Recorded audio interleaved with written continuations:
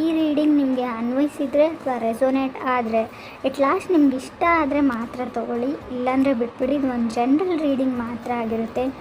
ನಿಮ್ಮ ಚಾರ್ಟ್ಸ್ನ ಮತ್ತು ಚಾರ್ಟ್ನ ನೋಡಿದಾಗ ಕಾರ್ಡ್ಸಲ್ಲಿ ನನಗೆ ಫಸ್ಟ್ ಕಾರ್ಡ್ 4 ಆಫ್ ಪೆಂಟಿಕಲ್ಸ್ ಬಂದಿದೆ. ಕರೇಜಿಯಸ್ ಅಂತ ಹೇಳ್ತೀವಿ, ತುಂಬ ಕರೇಜಿಯಸ್ ಆಗಿ ಈ ಮಂತಲ್ಲಿ ನೀವು ಇರ್ತೀರಾ, ತುಂಬ ಬೋಲ್ಡ್ ಆಗಿರ್ತೀರಾ, ಹೈ ಟೈಮ್ ಅಂತ ಹೇಳುತ್ತೆ. ಇನ್ ಕೇಸ್ ಸೆಕೆಂಡ್ ಕಾರ್ಡ್ ನನಗೆ ಫೂಲ್ ಕಾರ್ಡ್ ಬಂದಿದೆ.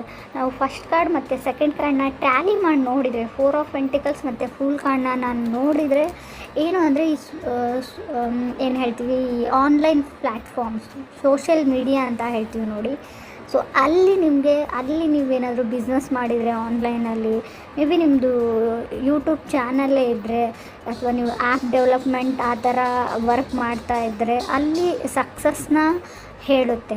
ಅಲ್ಲಿ ನಿಮ್ಮ ವರ್ಕ್ ಬಗ್ಗೆ ನಾನು ಹೇಳೋದಾದರೆ ಇಲ್ಯೂಷನ್ಸ್ ಅಂತ ಹೇಳ್ತೀವಿ. ಯಾವಾಗ ರಾಹು ಇರ್ತಾನೆ ನೋಡಿ, ಅಲ್ಲಿ ತುಂಬ ಕೇರ್ಫುಲ್ಲಾಗಿ ನೀವು ಇರಬೇಕು. ಯಾವುದನ್ನು ನೀವು ನಂಬಿರ್ತೀರಿ ಕೊನೆಗೆ ಅದು ಸುಳ್ಳು ಅಂತ ಅನಿಸುತ್ತೆ, ಯಾವುದು ಸುಳ್ಳು ಅಂತ ಅಂದ್ಕೊಂಡಿರ್ತೀರೋ ಅದು ನಿಜ ಅಂತ ಅನಿಸುತ್ತೆ. ತುಂಬ ಕೇರ್ಫುಲ್ಲಾಗಿರ್ಬೇಕು. ಇನ್ ಕೇಸ್ ಲವ್ ಲೈಫಲ್ಲಾಗಿದ್ದರೂ ಅಷ್ಟೇ, ಇನ್ ಕೆರಿಯರ್, ಬಿಸ್ನೆಸ್, ಎನಿ ಥಿಂಗ್ ಅಂತ ಹೇಳ್ತೀನಿ ನಾನು. ಸ್ಪೆಂಡಿಂಗ್ ಬಗ್ಗೆ ಹುಷಾರಾಗಿರಿ ಅಂತ ಹೇಳ್ತೀವಿ ನಾವು. ಖರ್ಚಿನ ಬಗ್ಗೆ ತುಂಬ ನಿಗಾ ಇರಬೇಕು. ಥರ್ಡ್ ಕಾರ್ಡ್ ನನಗೆ ಪೇಜ್ ಆಫ್ ವಾಂಡ್ಸ್ ಬಂದಿದೆ. ಪೇಜ್ ಆಫ್ ವಾಂಡ್ಸ್ ಅಂದರೆ ನಿಮಗೆ ಫಾರ್ ಎಕ್ಸಾಂಪಲ್ ಹೇಳ್ತೀನಿ ನಾನು, ಆಲ್ರೆಡಿ ಮ್ಯಾರಿಡ್ ಆಗಿದರೆ ಮಗು ಬೇಕಾಗಿರಲ್ಲ ನಿಮಗೆ, ಸದ್ಯಕ್ಕೆ ಫೈನಾನ್ಷಿಯಲಿ ನೀವು ನಿಭಾಯಿಸೋಕ್ಕಾಗಲ್ಲ ಅಂದರೆ, ಸೊ ಪ್ರೊಟೆಕ್ಷನ್ ಇಲ್ಲದೆ ಏನೋ ಮಾಡೋಕ್ಕೆ ಹೋಗ್ಬಿಟ್ಟು ಪ್ರೆಗ್ನೆಂಟ್ ಆಗುವಂಥ ಚಾನ್ಸಸ್ ಇದೆ.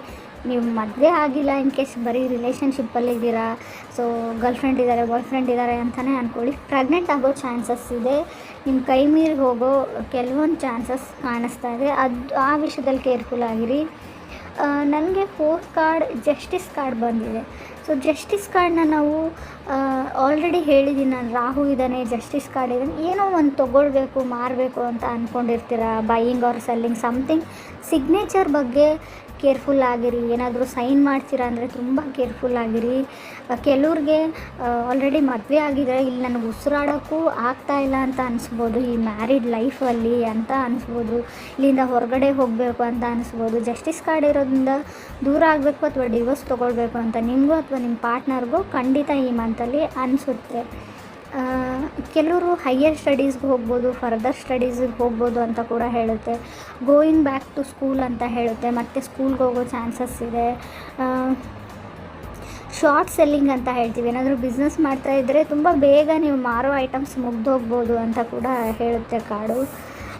ಮನೆ ಫರ್ನಿಚರ್ ತೊಗೋಬೋದು, ಸೋಫಾ ಆಗಿರ್ಬೋದು, ಬೆಡ್ ಆಗಿರ್ಬೋದು, ಕಾಟ್ ಆಗಿರ್ಬೋದು, ಸಮಥಿಂಗ್ ತೊಗೊಂಡಿರ್ತೀರೋ ಆಲ್ರೆಡಿ ಒಂದು ಶಾಪಲ್ಲಿ ಬೈ ಮಾಡಿಬಿಟ್ಟು ನೆಕ್ಸ್ಟ್ ಅದೇ ಬೇರೆ ಶಾಪಲ್ಲಿ ಹೋದಾಗ ಅದೇ ಥರದ್ದು ನಿಮಗೆ ಕಮ್ಮಿ ರೇಟಲ್ಲಿ ಸಿಗ್ಬೋದು.